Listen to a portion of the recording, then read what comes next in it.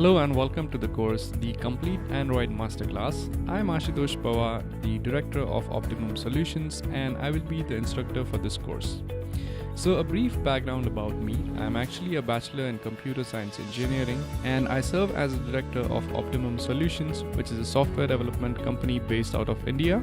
I have over 5+ years of experience in developing different kinds of softwares, and I have helped over 100+ clients to improve their business with the help of software. So here is a brief overview of what we are going to learn in the course. So first of all, we are going to learn about Android basics, then we will move on to learn about fragments, then we will learn about databases, that is how databases are going to be used in case of building your Android applications. Then we will go ahead and learn about services, which is also one of the most important concept while you make Android apps.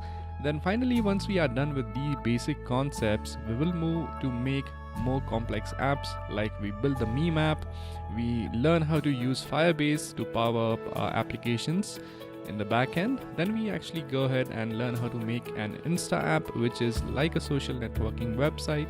Then we try to go ahead and make the to-do app, the food ordering app, and the chat app. So what exactly are you going to get from this course? The first and foremost thing which you are going to get is you will be able to make Android applications like Instagram, WhatsApp, and Blogger.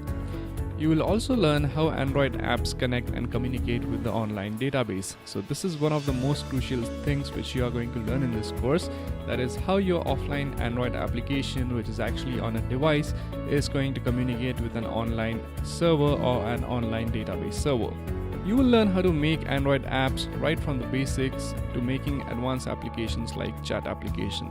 So we are going to start this course from the very basics, and eventually as we move along, we are going to make more advanced apps, and that's actually going to give you ability to develop apps on your own.